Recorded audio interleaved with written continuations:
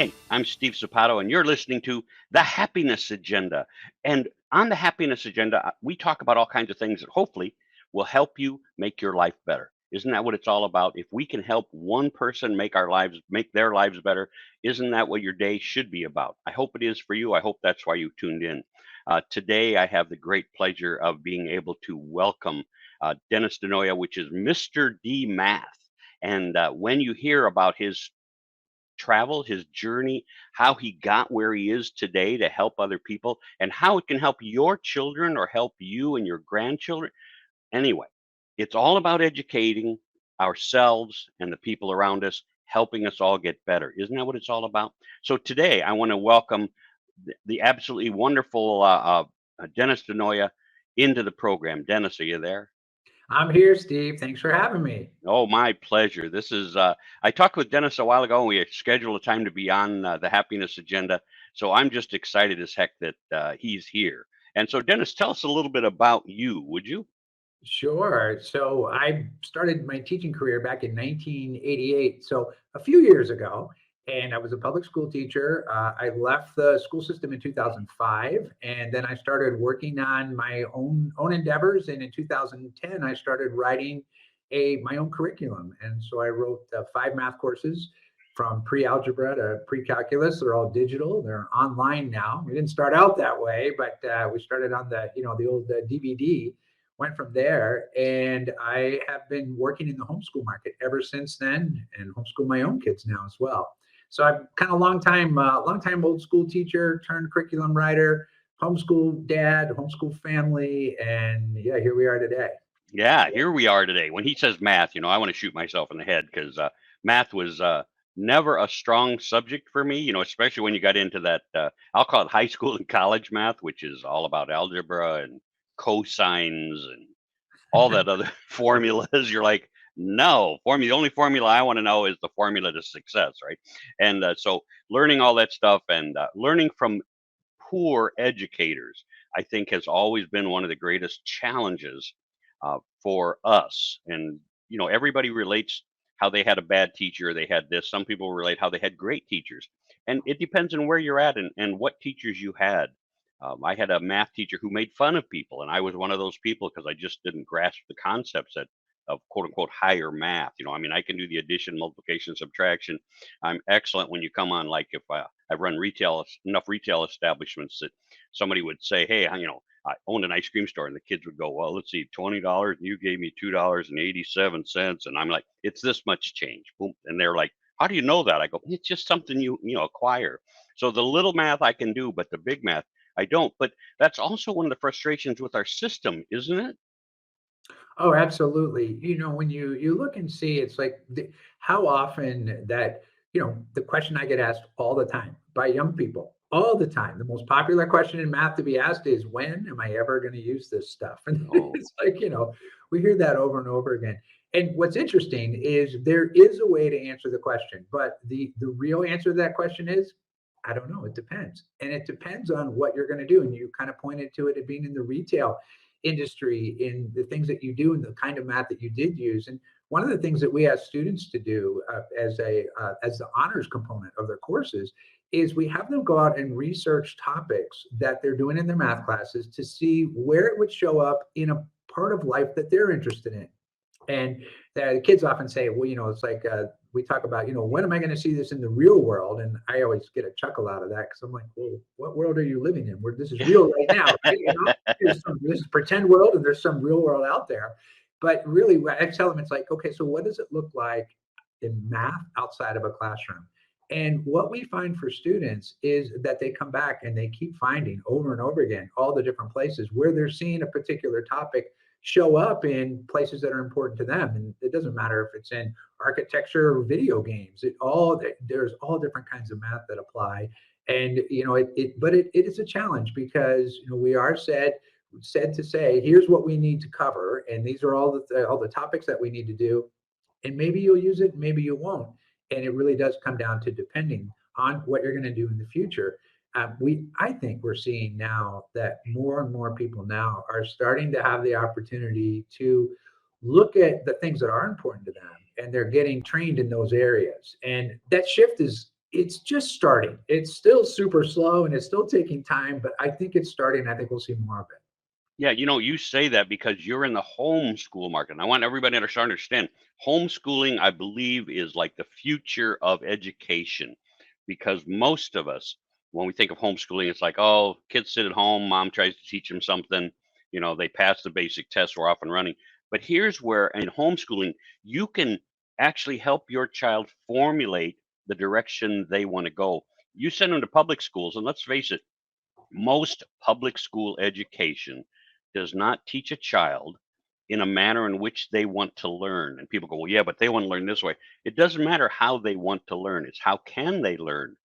Sitting you in a classroom, my belief is, and I talked with Dennis about this earlier, but my belief is the reason we have so many people on those antidepressant drugs or whatever they call them, Mm. when your kid can't settle down, they say your kid's hypo, they need to take this drug to settle them down so they can stay focused in school. And the answer is no. The reason they're hypo most of the time is because they're not being taught in a way that holds their attention or interest. And that to me is a crime in itself. And that's why Dennis in his homeschooling really offers a lot. And actually you got a book coming up too, don't you, Dennis? I do. I do. And in the book, it's funny, Steve, because the book is about how to create a independently responsible learner. It really focuses on that independent study that is customized for each individual student. And, you think about homeschooling, and there's lots of families that have more than one child at home, but you can still individualize for each child. And it's all based on kids' learning styles and what they're good at, and what their talents are. And you could focus on those things. That's hard to do in the public school system. And as a former public school teacher, I feel the pains. I tell people I'm a recovering teacher. That's what I tell public school teaching days. But I had the opportunity to be able to see what it was like as a classroom teacher, and then what is it like working in the homeschool market. So it's kind of like I feel the pain, and I know there's the things that people want to do in the public schools, and it's not so much that they're not allowed to. It just doesn't fit into how what they're supposed to do, what they need to do, what they have to do.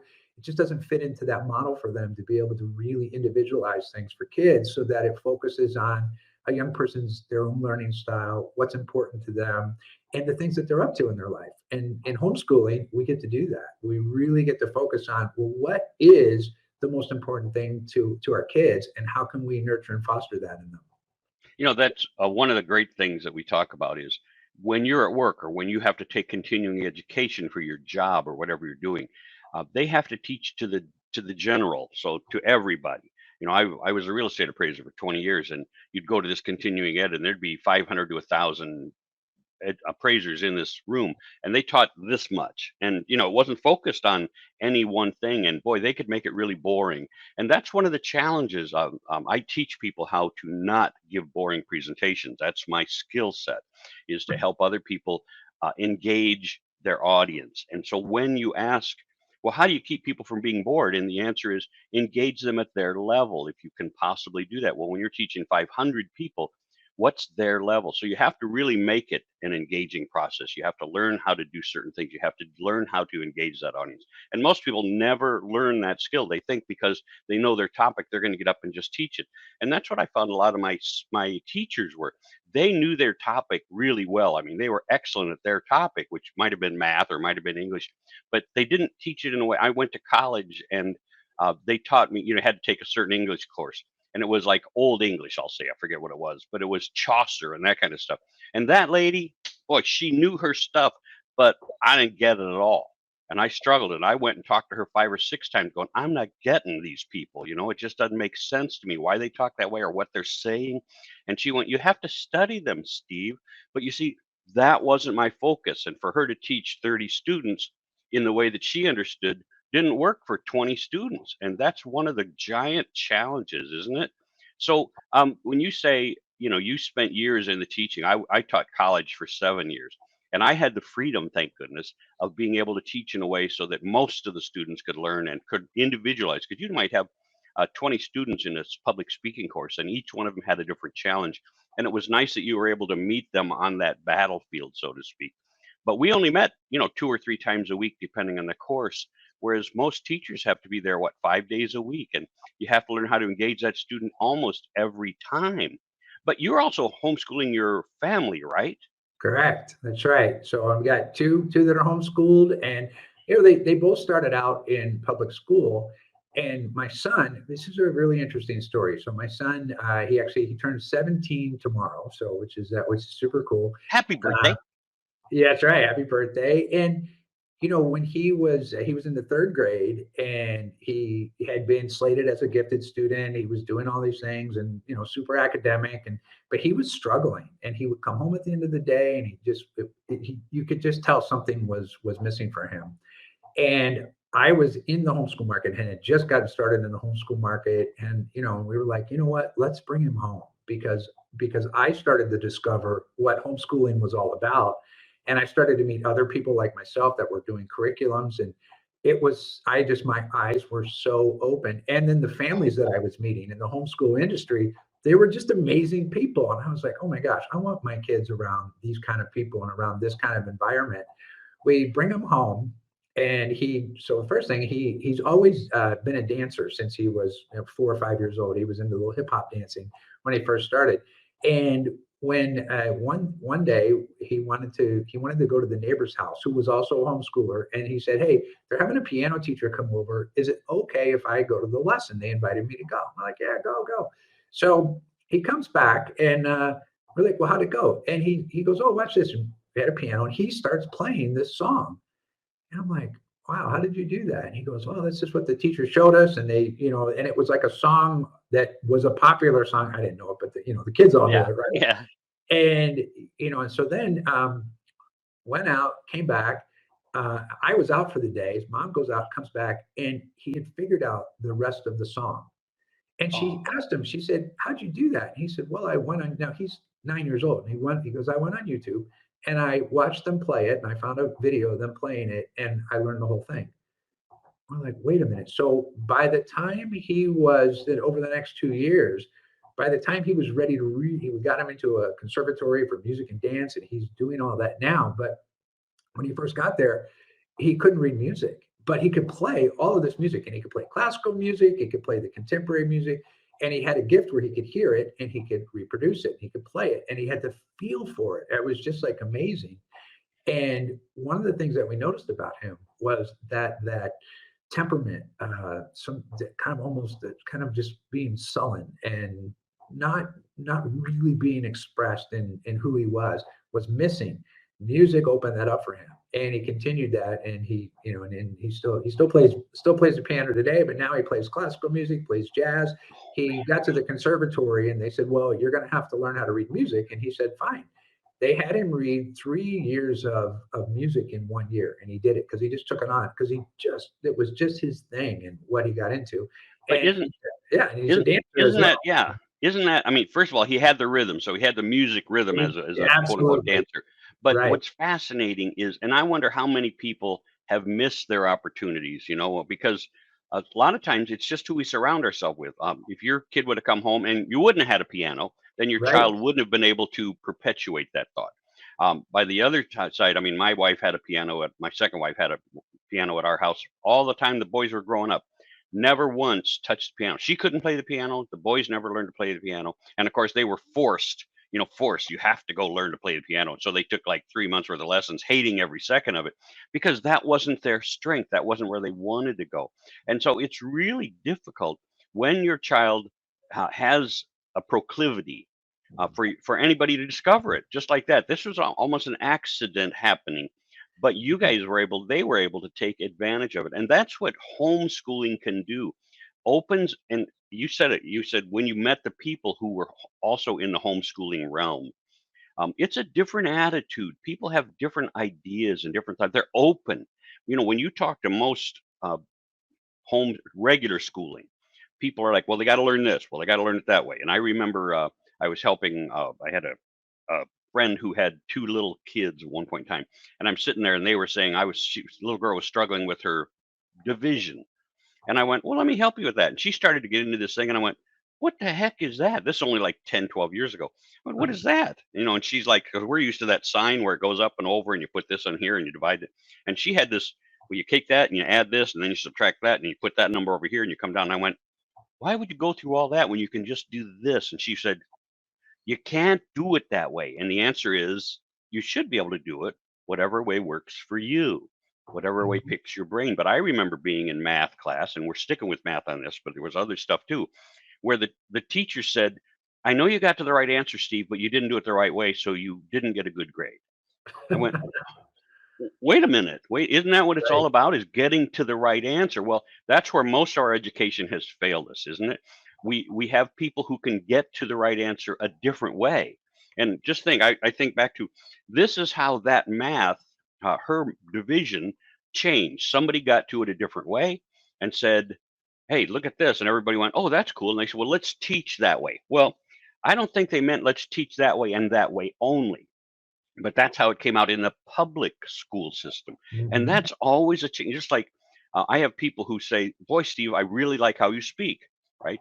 Help me write my speech that way. And then I say, great, and yet when I was going to school, all of my teachers from grade school, high school, and college said, you're not a good writer because you write how you talk. And I went, that's bad. And they went, that's very bad. You shouldn't write how you talk. Well, of course, now comes out the audiobooks, which is, all about writing how they talk and that kind of stuff. But Absolutely. it's what people have taught us. And here you are beating that uh, stereotype to death, right? Oh, for sure. It's funny. You mentioned something earlier about counting change, when you were working in retail, right? And if you think about how you counted change, you probably, and I'm going to take a guess because I haven't asked you this, but I'm just going to take a guess. The fact that you knew it, as most adults do, they figured this out at some point in time, is you started with where they were and you counted up to the dollar amount. If you were at, like, we have 51 cents, well, now there's 60 and there's 40 more cents makes a dollar. And so you're counting up. And what's interesting is that that's actually a method of subtraction that is used in Europe and England, but it's not used in the States. And what happens is you figure it out some point in time, and we actually show this method in our own courses because I just think it's great because kids can think their way through it and it makes sense to them, and they're measuring the distance between numbers, and we can talk about what it means and what's happening. And I share that with parents, and they're like, yeah, but why don't you do this and do the borrowing and do da da da da, right? And then I ask them, well, do you do this yourself? Yeah, I do it like that, and it's great. And I just count up and I can do it in my head. And I'm like, well, why don't we teach kids that way? Wouldn't that make more sense? And they're just funny because that's not the way that it was done in school, and that's That's not the right. way that it got presented. So, can you look for those alternatives, and can you open people's eyes to what might be possible? That's right. Yeah, because that's when people are estimating stuff, I always because again, how you've learned to do this, I'm not really sure how we've learned, but you find your own way. And so Mhm. somebody will say, well, how many times, like my wife just the other day, she said something, we were going to buy mats. We're moving, so we were looking to buy blankets, and she said, well, on Amazon they have X number of blankets for X dollars, and we were going into the store where we might buy them right now as opposed to ordering them online. And I said, well, that works out to about $7.50 a mat. And I mean, it was just almost without thinking. And she Mhm. says, I love how your mind works on that stuff. But but you do. It's like, okay, well, if there were, let's say there were seven mats, we were thinking of seven mats for $80, and I just do a real quick. Well, seven goes into eight, what, once? So it's over $10 a mat. There you Seven goes go. into eight, so it's $11. 77 would be almost $80. So they're almost $7 a mat. I mean, so for me, that's just click, and and she's like, wow, that's pretty cool. And I'm like, how does everybody not do that, right? But it's how you learn to estimate or come close to or approximate. And I worked with my brother-in-law who is big into woodworking, and he had everything down to a sign. He would measure this and he would get that. And then when he was turning or doing woodwork, where he was making custom houses, and so he had to design this to go around this or this to be half a circle, and he would use his math skills, which were completely different from my math skills. But like I say, that turned out to be math. Now he didn't Jerry didn't go to college to become a mathematician. He did it on the job, and he learned. that if you do it this way, you create that kind of a semicircle, and we know 360 degrees is a circle, so half is 180, and then he would have it down. And you're like, Right. how people use math and how homeschooling can help you learn it for the way you need to learn it. And it's not just math, we're talking math, but it could be anything here, right? I think Absolutely. back to, I think back to art. When my stepson was, I'll say 13 or 14 years old, one of the teachers at his junior high school, whatever they call that, told him he probably shouldn't come back for art class next time because he was absolutely no good at it. And Hmm. and when I heard, of course, it broke his heart and broke his spirit because he never painted again, as far as I know. But it's one of those deals where you go, wait a minute, what would that teacher have thought of Picasso, right? What would that teacher have thought of the other experts, who drew these things that when you first look at them, you're like, what the heck is that, right? Or abstract art that we know it today. There's no right or wrong to almost anything we do. There are methods and methodologies to reach those things. But that's what you're going to be teaching, right? Absolutely. We're really looking at how is it for, I use the word discover a lot, because I want young people to discover really what it is that they're learning about. And the more that they can do that, if they're discovering it for themselves, then it makes sense to them. Then they can apply it. And if you think about the examples you gave, right, they make sense to you in the context of what you were looking at. And you were talking about doing division with the mats, right? And what's interesting is, even I have a feeling that what the little girl was showing you and what she was doing is similar to what you were doing. It's just that it wasn't explained to her that way, and she had no context. There was nothing for her. It was just this process: step one, step two, step three. No discovery going on, just these are the steps. And she was allowed to really look and really discover what that looked like an example like you just gave with the mats and and on Amazon, that then it starts to click and it starts to make sense. And I think that, one of the things that I see with homeschoolers is that, families get to look at what the family's doing in their home and then apply school to what that looks like. So it looks like, if they're in the kitchen, if mom or dad are handy and they're doing woodworking or the things that they do. That's not me. I'm a duct tape and hammer guy, right? But, but if you've got those skill sets, then you can start to discover your own education through what's important to you at home. In our house, it was music, and my daughter, who's 2 years younger than my son, she's a language person. We took the kids on a cruise, and my daughter must have been, maybe 8 or 9 years old, and she's 15 now. And she came. We got on the cruise, and the cruise director came out, and they did the introductions, and they were welcoming everybody, and the person said hello in 7 languages. And so my daughter looked up at her mom and I, and she looks at me, she goes, "Daddy, that's what I want to do." And I said, "Well, what do you want to do?" She goes, "I want to be that guy. I want to be a cruise director." I was like, I said, "Okay, why do you want to do this?" She goes, "Because I want to speak 7 languages." Yeah. And I was like, "Oh my gosh, absolutely, you're on. You go right ahead." Well, she speaks 4 languages fluently, and she's I 15. hate her. I hate her. Right, I know, right? So you start looking at what can you do in homeschooling. And for her, her mom speaks fluent Spanish, and so we've always raised the kids with both English and Spanish. And her mom, she studied Spanish her whole time. She lived in Spain for several years, and before the kids were born. And so we've always looked at having them have that second language. But now my daughter's taking it where she's added French and Italian, Gee, and she speaks wow. all 4 fluently. And it's like, and you're 15. Wow. It's like, it's amazing. So That kind of that is fun. cool. And that is, again, encouraging them when they see something that sparks their interest. And they'll decide. I mean, I always tell people, when my stepson was in high school, he said, "I want to be the best tennis player on the team."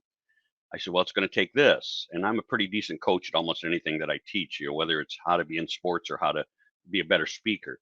And so I told him, "This is what it's going to take. Are you willing?" He said, "Yeah." Well, after a year and a half of me trying to nag him and him screaming mad at me that he didn't want to go practice because he didn't feel like it, me trying to say, "I don't care if you feel like it. Remember, we talked about this. You want to be the," and we finally say, okay, he eliminated himself from the tennis pool. Now he went on to play all 4 years, and he like 5 years later, said to me, "Dad, why didn't you, nag me more? Why didn't you get mad at me more? Why didn't you force me to do it?" I went, I did force you, and we screamed and hollered, and I'm not going to do that, right?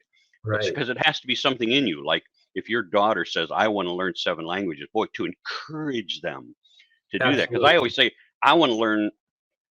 I was Italian. My parents, how uh, how the world has changed. When my parents were growing up, it was not good to be Mexican. So for the first 44 years of my life, I was told I was Italian, Steve Sapato, right?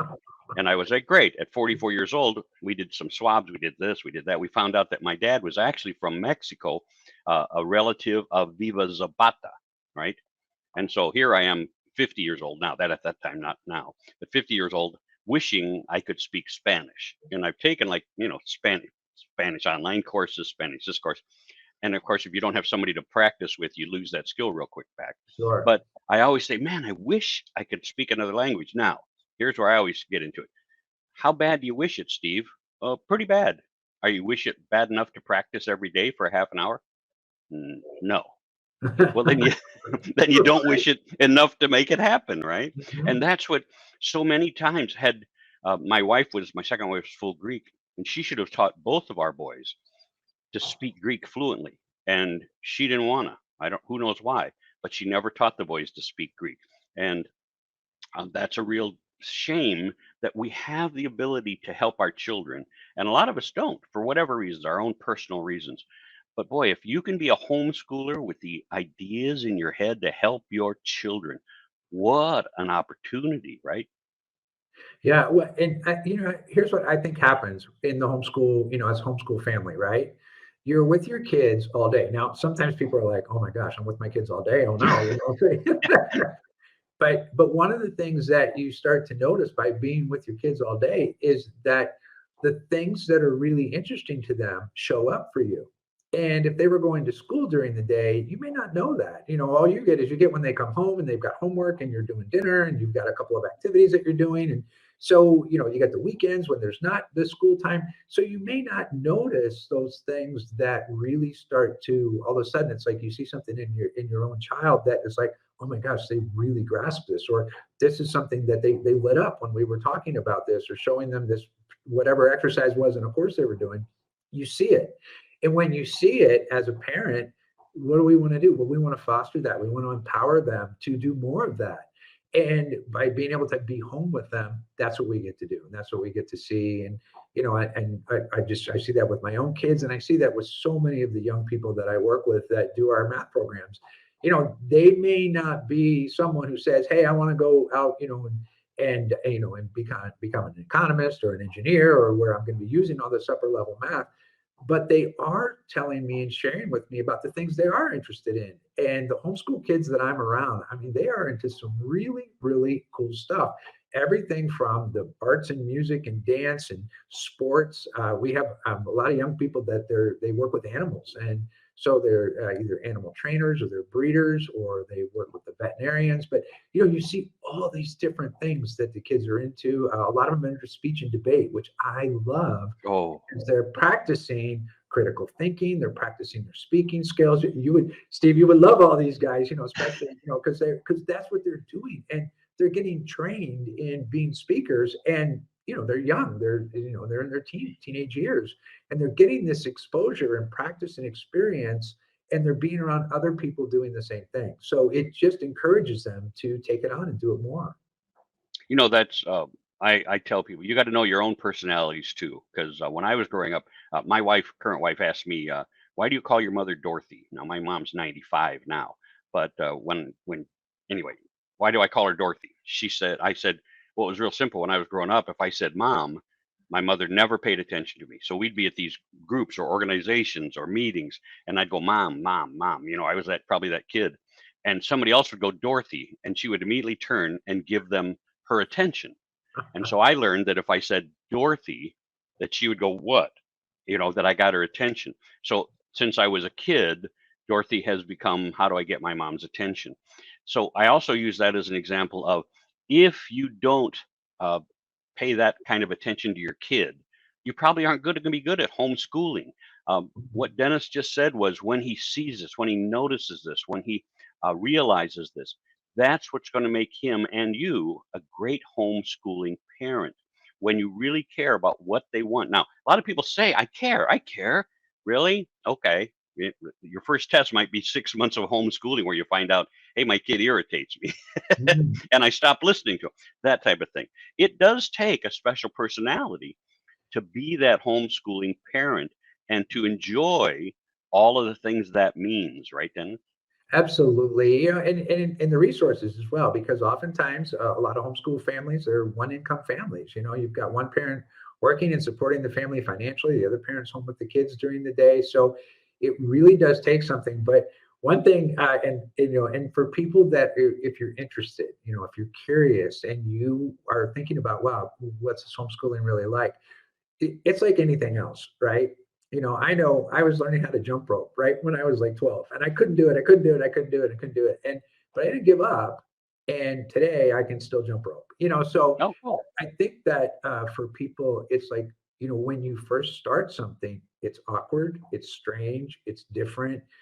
It's for some people, it's hard, and it's like, and what I notice people do, and parents, I talk with a lot of seasoned homeschool families and moms, and what they always say to me, because I ask them, I say, well, what was it like when you first started? And they all say the same thing.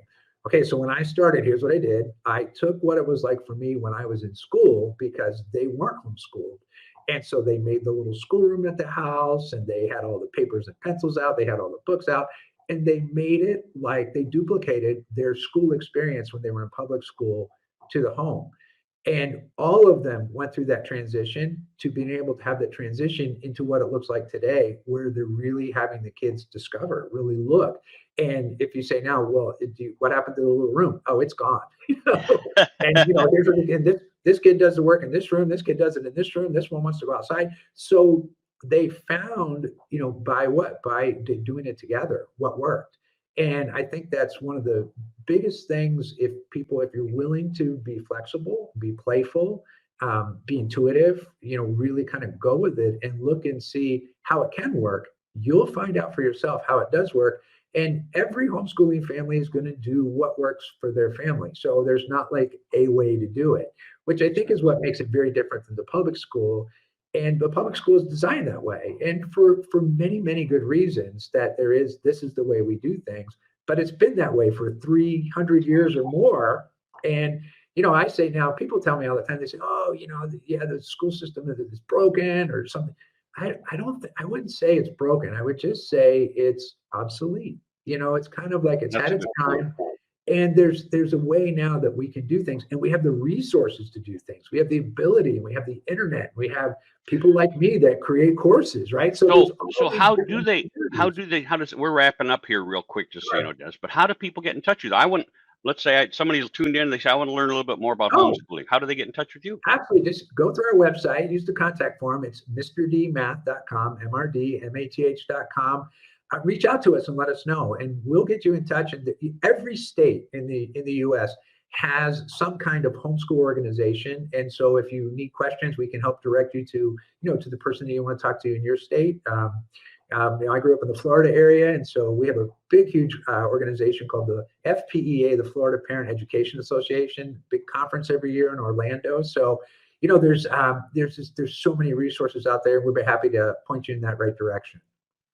Yeah, and there it is. I've just put it up on the screen, MrDMath.com. You can get on there, you can get a hold of him, you can ask all your questions, you can find out so much more. I didn't ask this, do you have a title for your book yet, Dennis? It's called Teach. Yep, Teach. Teach. Well, Creating and an that's going to, independently responsible learner. and Absolutely. that's, That's and what it's if it's about. not out by the time you hear this, the podcast, it should be out already. Is it coming out the end of this month? End of this month, it's going to be out and available. Okay, so probably by the time a lot of you hear this, and when you're replaying it, you're going to want that book, Teach. I mean, phenomenal. And as I share with Dennis, and as he shares with you, some of the things you are going to have to experiment with, but don't be afraid to reach out. Remember that our education is not based upon what we know; it's based upon what we can learn and how we can help others learn. And that's so vital to our success in every aspect of our life, which is excuse me, which is helping other people learn and grow. Right, Dennis? Absolutely, Steve. You said that brilliantly, man. Good job. I have my moments, right? Don't change a thing. That's right. No, that's really awesome. And so that's what we want you to be able to do. Reach out to Dennis, MrDMath.com. You have to have a www. I don't know that, but you know what? Find out, experiment with it, and just find That's out. right. Imagine if you Yep, type in MrDMath.com into Google or whatever is going to be popular at the moment, uh, DuckDuckGo, whatever, you're going to find Dennis. Ask him the questions. Help your children to grow to become the things they want to become. And that's what it's all about. So, Dennis, I got about 30 seconds for you to put in a last word if you have something else to add into this whole thing. Really, Steve, thanks for thanks for taking the time and doing the things you do, and having me be able to come on and just share a little bit about what we're up to and what we're doing, and being able to expand the movement of homeschooling, because it really does make a difference. And it's like you just said, we're in this together, and we want to support each other. The more that people discover what this is, the more people do it, the more popular it gets, the more that we can, really kind of take on education and bring something that hasn't been there before. And so, Yeah. thanks for the opportunity. My pleasure. Remember, if your child is struggling with school because they're bored, because they can't get the resources, you have that opportunity at home. Reach out to Dennis at MrDMath. And with that, we're wrapping up this episode of the Happiness Agenda.